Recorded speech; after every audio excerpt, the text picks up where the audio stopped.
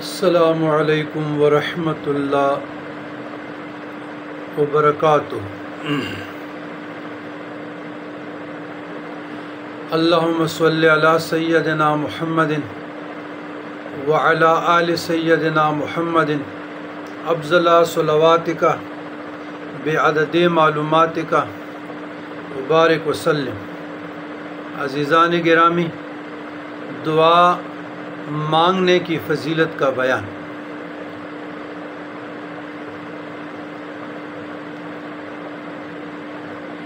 حدیث شریف میں آیا ہے کہ رسول اللہ صلی اللہ علیہ وسلم نے ارشاد فرمایا، دعا مانگنا بعین ہی عبادت کرنا ہے۔ پھر آپ صلی اللہ علیہ وسلم نے بطور دلیل قرآن مجید فرقان حمید کی یہ آیات تلاوت فرمائی۔ سورہ مومن 60۔ بسم اللہ الرحمن الرحیم۔ وقال ربکم ادعونی استجب لکم ان الذین یستکبرون عن عبادتی سیدخلون جہنم داخرین۔ عن ابی شیبہ، ترمذی، ابو داود، احمد، عن نعمان بن بشیر رضی اللہ عنہ۔ یاد رکھیے گا عزیزان گرامی، دعا بعین ہی عبادت اس لیے ہے کہ قلب کی پوری توجہ اخلاص کے ساتھ اللہ تعالیٰ کے سامنے ہاتھ پھیلانے، گڑگڑانے اور دعا مانگنے میں عبدیت یعنی بندگی کا کامل ترین اظہار ہوتا ہے۔ اس لیے کوئی عبادت بھی دعا سے خالی نہیں ہے۔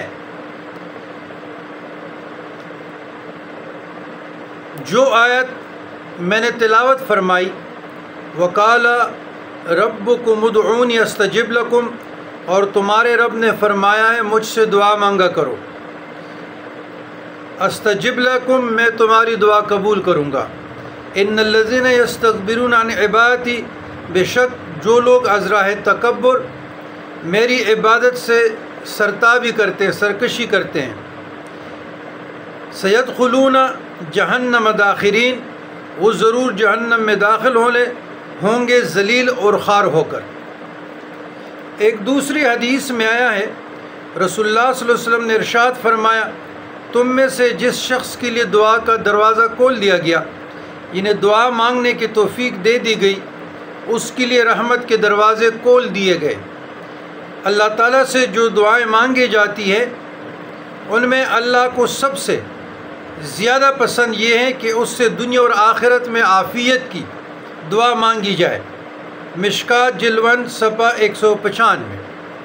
اس حدیث کے بعض طرق میں فتحت لہو ابواب الجنہ، اس کے لیے یعنی اس کے لیے جنت کے دروازے کھول دیے گئے۔ حاکم۔ بعض طرق میں فتحت لہو ابواب الاجابت، یعنی اس شخص کے لیے قبولیت کے دروازے کھول دیے گئے۔ تینوں الفاظ کا مطلب ایک ہی ہے۔ نمبر 3، ایک اور حدیث میں آیا ہے، رسول اللہ صلی اللہ علیہ وسلم نے ارشاد فرمایا، دعا کے سوا کوئی چیز قضا تقدیر کے فیصلہ کو رد نہیں کر سکتی، اور نیکی عمل خیر کے سوا کوئی چیز عمر کو نہیں بڑھا سکتی۔ کنز العمال جلد 2 صفحہ 30۔ ایک اور حدیث شریف میں آیا ہے، رسول اللہ صلی اللہ علیہ وسلم نے ارشاد فرمایا کہ قضاء اور قدر سے بچنے کی کوئی تدبیر فائدہ نہیں دیتی، ہاں اللہ سے دعا مانگنا اس آفت اور مصیبت میں نفع پہنچاتا ہے جو نازل ہو چکی، اور اس مصیبت میں بھی جو ابھی تک نازل نہیں ہوئی، اور بے شک بلا نازل ہونے کو ہوتی ہے کہ اتنے میں دعا اس سے جا ملتی ہے، پس قیامت تک ان دونوں میں کشمکش ہوتی رہتی ہے، اور انسان دعا کی بدولت اس بلا سے بچ جاتا ہے۔ ایک اور حدیث میں آیا ہے، رسول اللہ صلی اللہ علیہ وسلم نے ارشاد فرمایا کہ اللہ تعالیٰ کے ہاں دعا سے زیادہ اور کسی چیز کی اوقات نہیں ہوتی۔ ترمذی، طبرانی فی الاوسط، عن عائشہ رضی اللہ عنہا۔ ایک اور حدیث میں آیا ہے، رسول اللہ صلی اللہ علیہ وسلم نے ارشاد فرمایا کہ جو شخص اللہ تعالیٰ سے کوئی سوال نہیں کرتا، اللہ تعالیٰ اس شخص سے ناراض ہو جاتے ہیں۔ اس حدیث کے بعض طرق میں من لم یدع اللہ ادعا علیہ، جو اللہ تعالیٰ سے دعا نہیں مانگتا اللہ تعالیٰ اس سے ناراض ہو جاتا ہے، آیا ہے۔ دونوں کا مطلب ایک ہی ہے۔ کنز العمال جلدوم صفحہ 29۔ اچھا، جو تیسری حدیث میں نے تعلیم کی ہے تو رد نہیں کر سکتی، تو رد کرنے کا مطلب یہ ہے کہ اللہ تعالیٰ کے ہاں یہ طے ہوتا ہے کہ یہ شخص اللہ تعالیٰ سے دعا مانگ لے گا، اس لیے اس بلا سے بچ جائے گا۔ اسی طرح اللہ تعالیٰ کے ہاں یہ فیصلہ ہوتا ہے کہ اس شخص کی عمر 60 سال ہے، لیکن یہ شخص حج یا اللہ کی راہ میں جہاد کرے گا، اس لیے اس کی عمر 20 سال بڑھا دی جائے گی اور یہ 80 سال دنیا میں زندہ رہے گا۔ چنانچہ حدیث شریف میں آیا ہے وَالدُّعَاء مِنَ الْقَضَاءِ، یعنی دعا بھی اللہ کے ہاں مقدر ہوتی ہے۔ تو یاد رکھیے گا، جو آیات کریمہ سب سے پہلے سورہ مومن کی میں نے پڑھی ہے، تو اس آیات کریمہ میں اللہ تعالیٰ نے دعا کو عبادت اور دعا سے روگردانی کو عبادت سے سرتابی قرار دیا ہے۔ تو مایوس نہیں ہونا، نا امید نہیں ہونا، اور اللہ سے برابر دعائیں مانگتے رہیں۔ وہی مالک ہے، وہی حاجات کو، وہی حاجت کو، مشکلات کو، تکالیف کو ٹالنے والا ہے، پوری کرنے والی ذات ہے، اور کوئی توڑی ہے۔ نمبر 7، ایک اور حدیث میں آیا ہے، رسول اللہ صلی اللہ علیہ وسلم نے صحابہ سے خطاب کر کے فرمایا، تم اللہ سے دعا مانگنے میں عاجز نہ بنو اور کوتاہی نہ کرو، اس لیے کہ دعا کرتے رہنے کی صورت میں ہرگز کوئی شخص کسی ناگہانی آفت سے ہلاک نہ ہوگا۔ کنز العمال جلد 2 صفحہ 31۔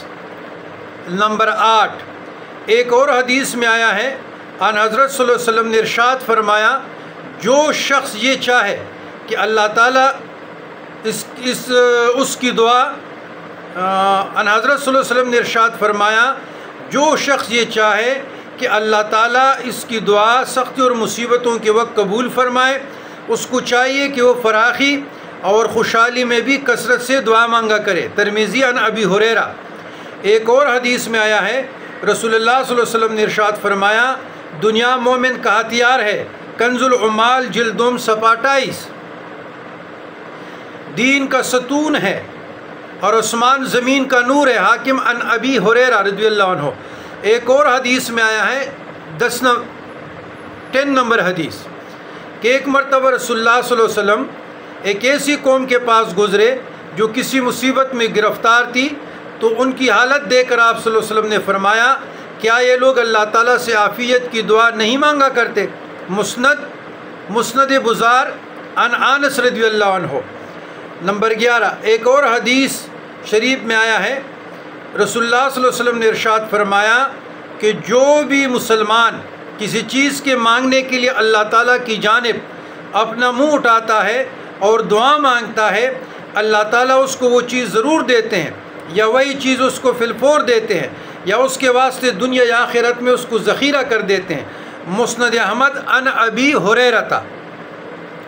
تو یاد رکھیے گا کہ اس لیے کہ اللہ تعالیٰ سے دعا مانگنے سے روگردانی دانستہ یا نادانستہ طور پر نحوت اور تکبر کا مظاہرہ ہے، جو اللہ تعالیٰ کی شدید ترین ناراضگی کا موجب ہے، اور دعا مانگنا سراسر عبدیت بندگی کا اظہار ہے، جو اللہ تعالیٰ کی رضا اور خوشنودی کا باعث ہے، جیسا کہ مذکورہ بالا آیات کریمہ سے ظاہر جو سورہ مومن کی میں نے پڑھی ہے۔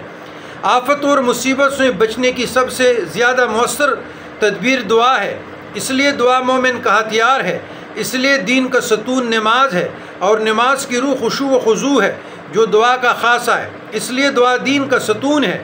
اسی طرح اللہ تعالیٰ سے کثرت سے دعائیں مانگنا اللہ تعالیٰ کی معبودیت و وحدانیت کا اعلان ہے، اور یہی وہ نور ہے جس سے آسمان اور زمین روشن اور قائم ہے۔ اس لیے حدیث شریف میں آیا ہے کہ قیامت اس وقت آئے گی جب روئے زمین پر کوئی اللہ کہنے والا نہ رہے گا، اس لیے دعا زمین اور آسمان کا نور ہے۔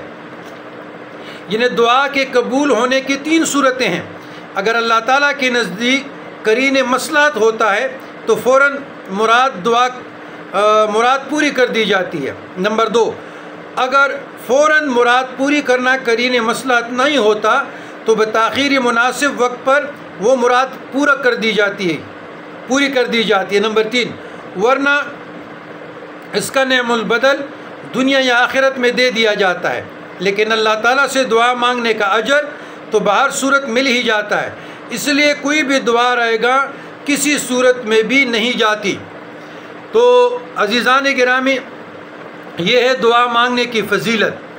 جو آپ ذکر کرتے ہیں، اذکار کرتے ہیں، قرآن کریم کی تلاوت کرتے ہیں، نوافل پڑھتے ہیں، ایون کہ آپ فرائض نماز پڑھتے ہیں، آپ واجب پڑھتے ہیں، سنت موقدہ پڑھتے ہیں، غیر سنت موقدہ پڑھتے ہیں، تو اس کے بعد دعا مانگنا قبولیت کا اثر رکھتی ہے۔ یا جو ہم عملیات پڑھتے ہیں، ذکر اذکار پڑھتے ہیں، اوراد پڑھتے ہیں، حذاب پڑھتے ہیں، اذکار کرتے ہیں، استغفار درود شریف پڑھتے ہیں، یہ برابر اللہ کو پکارنا ہے، اپنے عجز کا اظہار کرنا ہے، انکساری کا اظہار کرنا ہے، اور آپ نے ٹوٹے ہوئے دل اپنے ہاتھوں میں رکھ کر کشکول بنائے، وہی مالک ہے، وہی خالق ہے، وہی رازق ہے، اور کوئی رب نہیں ہے کہ آپ کی حاجتوں کو پورا کر دے۔ تو یہی بھی بہترین وسائل ہیں۔ نماز سے بڑا ذریعہ کون سا ہو سکتا ہے؟ اور نوافل سے، قرآن مجید کی تلاوت سے، استغفار درود سے، دعاؤں سے بہترین ذریعہ اور وسیلہ اور کون ہو سکتے ہیں مومن مسلمان کے لیے؟ تو یاد رکھیے گا، جو لوگ بہت جلدی مایوس ہو جاتے ہیں، ناامید ہو جاتے ہیں، ڈپریشن انزائمی میں چلے جاتے ہیں، تو سمجھ جائیں کہ یہ ہارے ہوئے ہیں۔ یہ جس مطلب کے اصول کے لیے ہیں تو وہ اس کو نہیں ملنا۔ یہ اس کی بڑی نشانی ہے جو بزرگان دین کی روایات میں آیا ہے۔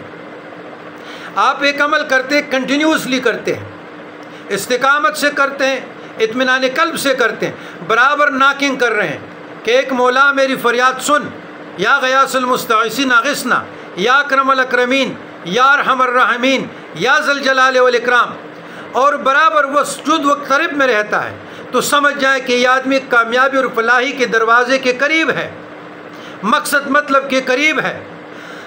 جو ایک دن پڑھ لیا، دوسرے دن، تیسرے دن، چوتھے دن، اس کے بعد چھوڑ دیا، آپ سمجھ جائیں کہ یہ شکست خوردہ ہے، یہ ہارا ہوا ہے، یہ مطلب سے دور ہے، مقصد سے دور ہے۔ تو ایسے لوگ کامیاب اور کامران نہیں ہو سکتے، بجائے اس کے کہ ہزاروں دروں کی ناکنگ کرتے ہیں، ادھر سے پڑھ لیا، ادھر سے، ادھر سے، ادھر سے۔ اور بندے خدا یقین کامل کے ساتھ ایاک نعبد و ایاک نستعین کے الفاظ پر توجہ کرے، تفکر کرے، اور اپنے طرز زندگی اور مقصد زندگی پر غور و فکر کرے، لا الہ الا اللہ کو سمجھنے کی کوشش کرے، اور محمد رسول اللہ صلی اللہ علیہ وسلم کی عملی تعلیمات نبویہ پہ چلنے کی کوشش کرے، اور تعلیمات صوفیہ کرام سے آراستہ ہونے کی چلنے کی کوشش کرے، آپ کی زندگی باغ و بہار ہو جائے گی، پرسکون زندگی عطا ہو جائے گی۔ لیکن یہی روش، یہی طریقہ رہا، آپ کامیاب نہیں ہو سکتے۔ یہی چیز رحمت خداوندی سے دور ہونے کی نشانی ہے۔ توڑا پڑے، ہمیشہ پڑھے، ہمیشہ کے لیے پڑھو۔ حضرت عائشہ صدیقہ رضی اللہ عنہ کی حدیث مبارک ہے۔ تو یہ دعا کی فضیلت، اور اس کی دعا کی فضیلت میں بھی جو تعلیم، جو بیان، جو اصلاح نفس، جو اصلاح معاشرہ، جو اصلاح عقیدہ راسخہ کی تلقین، جو قرآن پہ سورہ مومن کی آیت اللہ سے قرب الہی پانے کا ذریعہ، تعلیمات نبویہ صلی اللہ علیہ وسلم سے آراستہ ہونے کا ذریعہ، تعلیمات صوفیہ کرام پہ چلنے ہونے کا ذریعہ سارا بتا دیا۔ اب اس پہ عمل کرنا آپ لوگوں کا کام ہے، آگے مخلوق خدا تک پہنچونا آپ لوگوں کا کام ہے۔ یہی تحریک اصلاح نفس، اصلاح معاشرہ ہے۔ والسلام علی من اتبع الہدی وما علینا الا البلاغ المبین۔